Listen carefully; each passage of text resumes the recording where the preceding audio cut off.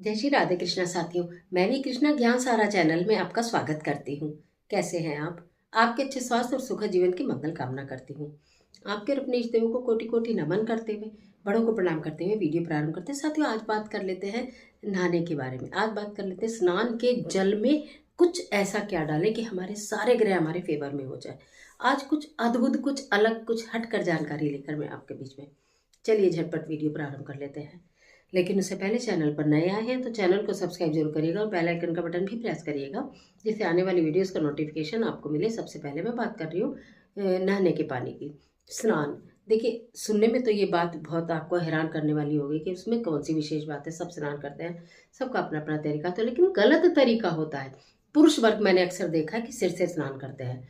ठीक है, वो उचित है। महिलाएं अक्सर शुरू करती हैं पैरों से स्नान। स्नान हमेशा सिर से लेकर पैर तक प्रारंभ करना चाहिए, जिससे कि आपके जो शरीर की गर्मी है वो पैरों के रास्ते बाहर निकले। एक्स्ट्रा जो गर्मी है, अगर आप सिर नहीं भी धोते हैं तो 5-6 बूंदे जल की लें और अपने सिर के ऊपर डालें। उसके बाद फिर आप अपने हाथ मुंह धोएं, कंधे धोएं और फिर आप स्नान करें। यह है सही तरीका। अगर ऐसे करते हैं तो बहुत अच्छी बात है, नहीं करते तो करने लगिए। अब बात ये कर लूँ कि क्या नहाने के जल में ऐसा डालें कि हमारे जो ग्रह हैं वो हमारे फेवर में हो जाए। अगर आपका गुरु ग्रह कहीं ना कहीं कमजोर है, गुरु ग्रह कमजोर होने से विवाह में दिक्कत आती है, वैवाहिक जीवन में दिक्कत आती है, धन संपत्ति में दिक्कत आती है। एक चुटकी हल्दी डालकर नहाने के जल में स्नान करना प्रारंभ करिए। स्नान हमेशा सूर्य उदय होने तक कर लेना चाहिए। नहीं तो जब सूर्य लालिमा पर होता है, बोलूँ तो 7 बजे तक, या बहुत अति हो तो 8 बजे तक। लेकिन 10-11 बजे 12 बजे स्नान करना कोई स्नान करना नहीं होता है। उससे आपके ग्रह कोई मजबूत नहीं होने वाले, उससे आपको कहीं ना कहीं हानि ही मिलेगी। इसलिए स्नान करने की आदत में परिवर्तन लाइए। तो आप एक चुटकी हल्दी डालकर अगर आप नहाना से स्नान करना प्रारंभ करते हैं, आप या आपके बच्चे, आपके परिवार में जिसके को भी ऐसा लगता है कि धन की कमी है या वैवाहिक जीवन सुख में नहीं है, आप भी एक चुटकी हल्दी डाल लिए। अपने हस्बैंड के नहाने की बाल्टी में भी एक चुटकी हल्दी डाल दीजिए। आप ये देखेंगे कि गुरु ग्रह आपका मजबूत होने लगेगा। इसके साथ साथ बात कर लेते हैं चंद्र और शुक्र की। अगर शुक्र कमजोर होता है तो आपको यश नहीं मिलता, कीर्ति नहीं मिलती, धन नहीं मिलता, मान नहीं मिलता, सम्मान नहीं मिलता। आपके रिलेशंस मजबूत नहीं होते, रिलेशंस अच्छे नहीं होते। माँ के साथ, रिश्तेदारों के साथ, बहन के साथ, भाई के साथ लड़ाई झगड़े, मनमुटाव होता है। एक दूसरे की संपत्ति हड़पने की बातें चलती हैं। एक दूसरे को न देखने तक की बातें चलती हैं। एक दूसरे को घर से निकाल देने तक की बातें चलती हैं।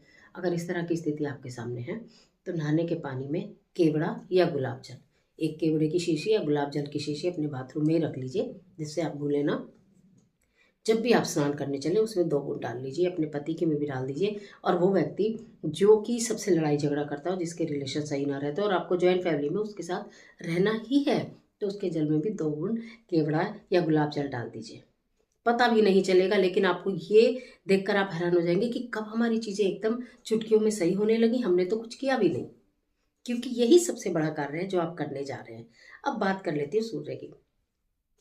जिन बच्चों को सरकारी नौकरी में दिक्कत आ रही है, जिन बच्चों की नौकरी में, ट्रांसफ़र में, प्रमोशन में, व्यापार में, कंपटीशन में, बहुत सारी वीडियोज़ में बच्चों के लिए बताती हूँ। बच्चे अक्सर यही पूछते हैं, सरकारी नौकरी नहीं लग रही है या प्राइवेट जॉब अपनी मर्जी का नहीं मिल रहा है, या जहाँ जॉब है वहाँ सेटलमेंट अच्छा नहीं हो रहा है, वहाँ एडजस्टमेंट अच्छा नहीं हो रहा है, तब क्या करें? तो मैं हमेशा यही कहती हूँ, सूर्य देव की पूजा करिए।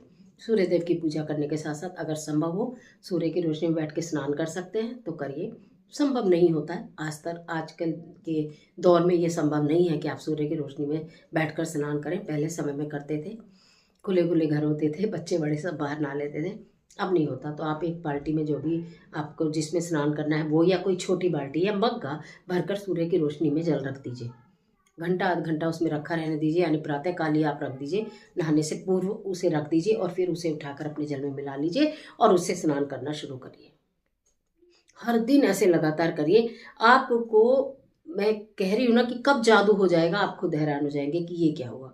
सूर्य बलवान हो जाएगा।